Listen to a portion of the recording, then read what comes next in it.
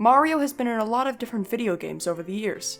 He's explored inside the walls of Peach's castle, cleaned up the island of Isle Delfino, and explored the depths of the universe to save Princess Peach. Twice. And while a lot of people's opinions will change on the mechanics and story of different games, and the difference between the classic linear arcade games and the modern open world games, one thing is known for certain. If you play a Mario game, your eyes and ears will have a good time.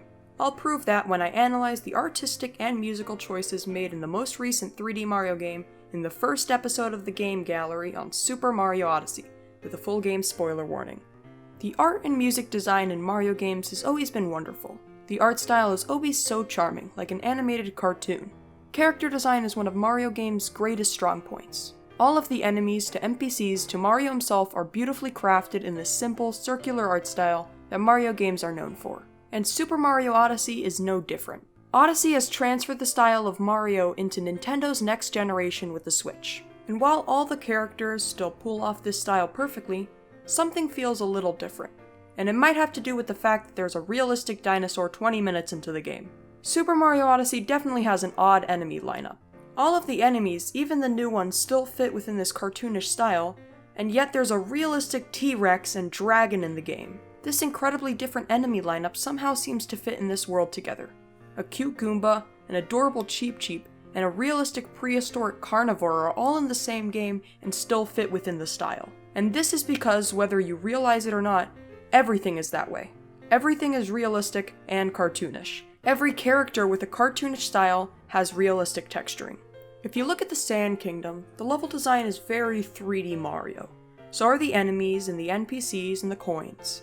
But everything has a realistic texture slapped onto it. The bullet bills have a realistic metal shine, the NPCs are wearing clothes with real looking cloth, and the coins look like real gold. With all of these normal Mario things looking a bit more realistic, all of a sudden the realistic sand, ice, and ruins don't feel so out of place anymore. This new art style has led to Nintendo being able to really think outside the box with different levels and enemies. Cascade Kingdom is where the textures really get to show off. There is the T-Rex, beautiful cliffs with unstable rocky textures with 8-bit enemies as fossils hiding inside. Chain chomps have metal that glare when the sun hits them, and a worn-down ship covered with rust. The Wooded Kingdom has beautiful woods with realistic barks and leaves, onion-like enemies with a crisp texture, and old red metal holding the gardens in place. Metro Kingdom has a city filled with taxis, skyscrapers, cafes, and real humans, all weirdly fitting within that Mario style. A wonderful new touch added in Super Mario Odyssey were the 2D sections. If you enter a blocky pipe, you transform into 8-bit Mario and become 2D. I really think this is a wonderful way to add a new interesting twist to the game, and it adds a load of nostalgia. I really love how some enemies are able to escape the 2D section and morph into 3D, since it really makes these 2D sections feel like a part of the world and not just an add-on. I really enjoyed the new twist on the Mario style that was pulled off in Odyssey, especially when I know Nintendo could have just tossed out Ultra New Super Mario Bros. Wii U Deluxe Golden Mario Edition, and it would have sold millions. I like that Nintendo really stepped out of the box and tried something new with their style. And it wasn't just the art design that was changed, the music is just as wacky as the new realistic textures. Some tracks have the punch of nostalgia and adventure that all Mario games have, but I feel like more than ever, the music feels a little less like old-style video game music, and more like full orchestrated pieces. Some tracks follow that wacky style the art style has, like the main theme in the Wooded Kingdom, which has a beautiful beat combined with the nice combination of the strangest instruments. The theme on the moon feels so much like the cosmic unknown, with strange empty pauses between sounds. I mean, there's even a full-on incredible song called Jump Up Superstar, which is one of the greatest tracks I've ever heard in a video game. One of the best things about these songs is if you go into an 8-bit area, the song will smoothly transfer over into the 8-bit version of that song, which is just incredible. It's amazing how all of these great songs sound in 8-bit. Overall, the music is one of the greatest soundtracks I've ever heard in a video game.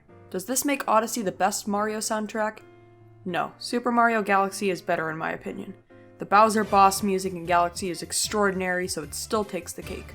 Overall, Super Mario Odyssey has a very interesting art design, making it much more unique than the latest Mario games. And the music is more of that beautiful Mario music we've come to get used to.